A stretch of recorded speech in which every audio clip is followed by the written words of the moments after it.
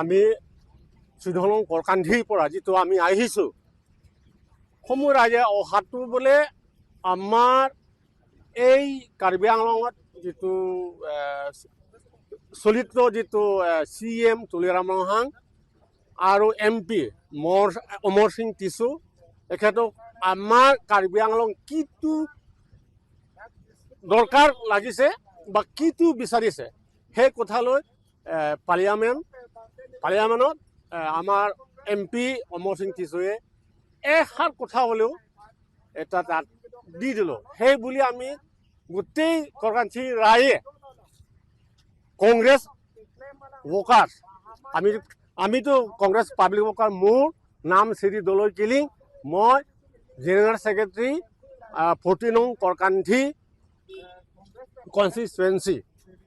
মই আজি নহয় এই CM ডক্টৰ তুলিৰাম ৰহাং অধীনত যিটো VDC চেয়াৰমেন প্ৰথম পাইছে সেইটো সময়ৰ পৰা আমি আজি 15-20 বছৰ হ'ল জেনেৰেল ছেক্ৰেটাৰী কংগ্ৰেছৰ সমষ্টিৰ জেনেৰেল ছেক্ৰেটাৰী কৰাটো। কিন্তু মই ডক্টৰ তুলিৰাম ৰহাং ভাল পোৱাৰ কাৰণে ৰাইজে এডুকেশ্যন ষ্টুডেণ্টবিলাকক কি দৰকাৰ পৰিছে এক পইচা হ'লেও সি দিব পাৰিছে আৰু দিছে। নিশ্চয় আমি মিডিয়া পেপাৰ বা টিভিত আমি পালোঁ। সেই ভালৰ কাৰণে আমি কংগ্ৰেছৰ এৰি আজি মাছ ৰিজিগনেশ্যন দিবলৈ আমি আহিছোঁ। কিমান মানুহ আহিছে আপোনালোকৰ? 7 above আছে, 728 জন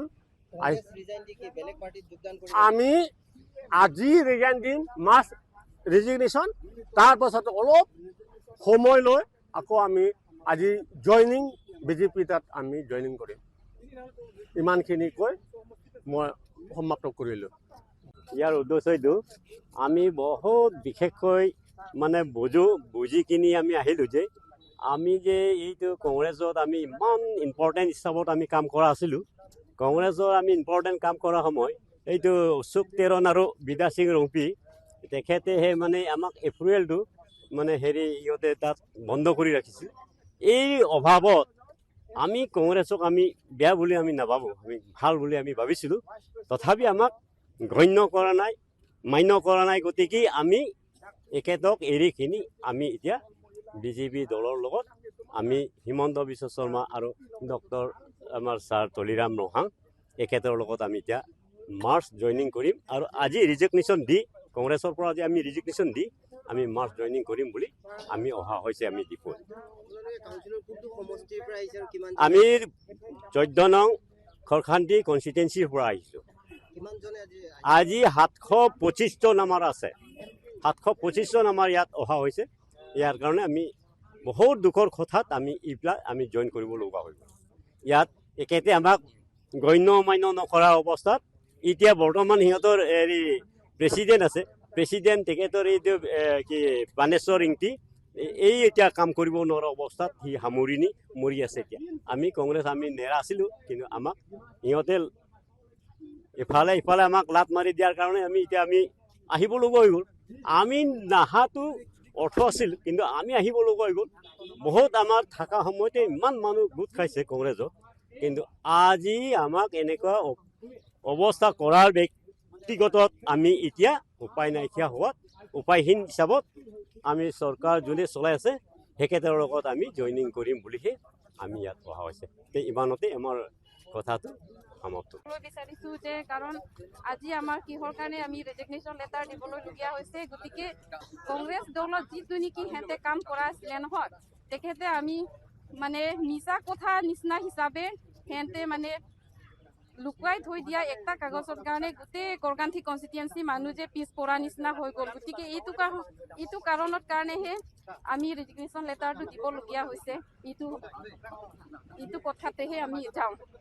আৰু আমাৰ CM ছাৰৰ কাৰণে আমি গোটেইকেইটা আমাৰ কৰকান্থি কনষ্টিটুৱেঞ্চিৰ মানুহ যে ভাল পায়, গোটেই ডেভেলপমেণ্ট ক্ষেত্ৰত কি কৰি আছিলে, এইটো কাৰণেহে মানে গোটেই ভাল পোৱা কাৰণেহে মানে কি গোটেই ৰাইজসকলেহে মানে সিহঁতে কিবা ভাবি পেলাই মানে ওলাই আহিছোঁ আজি এগোট আমি মিটিং হ'বলৈ কাৰণে সেইটো কাৰণে আমি ইয়াত ৰেজিগনেশ্যন লেটাৰ দিয়াৰ পিছত আমি CM ছাৰ ওচৰত লৈ আমি যাওঁ এতিয়া জইনিং প্ৰগ্ৰামটো আমি তাতে পাতোঁ বুলিহে বিজেপি জইন কৰিব সেইটো কাৰণেহে আমাৰ আজি মিটিংখন ছাৰে ইমান সময় নাথাকাৰ পৰা আমাৰ CM ছাৰে আমাৰ কৰকান্থী মানুহৰ কাৰণে মৰম কৰি পেলাইহে আজি মাতিছিলে সেইটো কাৰণে আমি তাতে যাব লাগিব সেইটো কাৰণে মোৰ কথা ইমানলৈকেহে সামৰিছোঁ আৰু থেংক ইউ